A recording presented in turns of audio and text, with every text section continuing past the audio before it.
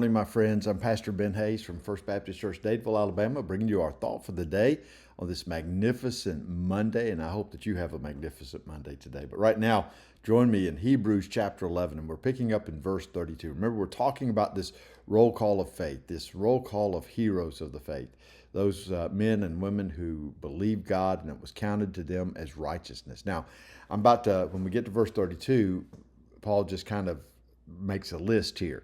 But I want you to see if you can notice anything about these men that he lists here. Okay? And what more shall I say?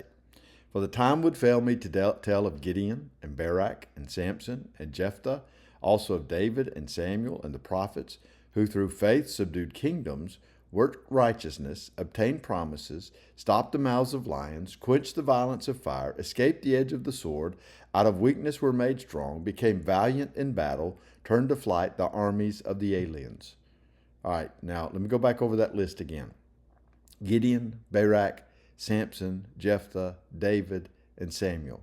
Did you notice anything about those guys that's similar? Here's the thing. They were all flawed human beings. They all made mistakes.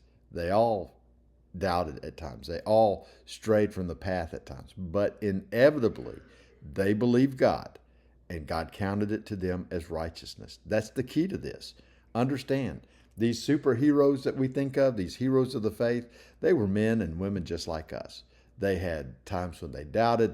There were times when they were afraid. There were times when they just did the wrong things. But because they believed God, it was counted to them as righteousness. Now, here's the thing. As a Christian, as a child of God, there are going to be times when you do the same thing, but you remain in the hand of God. Nothing will ever remove you from God's hand. You are saved for all of eternity. But these men were men who followed God, and by faith they subdued kingdoms and worked righteousness. Now, you and I may never subdue a kingdom, but we can reach people with the gospel. We can meet needs of the people around us. We can do the kinds of things that God is calling us to do. Because look, all of us were not created with the same purpose. All of us were not created in the same area of life that we have to do the same kinds of things that these guys do. But we have to do what we've been called to do. We've got to do what we've been placed in this world to do. We have to fulfill our purpose. And yes, we do have to become valiant in battle. We do have to be strong in the face of the enemy. But that's all part of believing God. Because when we believe God, He enables us to do it. Now, think about this. Remember old Gideon, the first one in the list? Gideon was just so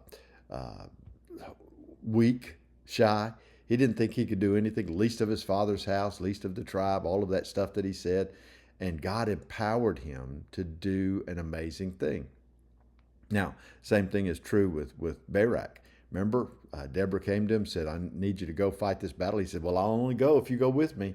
And but God used him. And Samson, you talk about a flawed human being.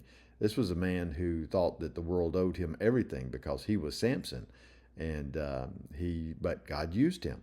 God used him. And look, God can use you. Understand that.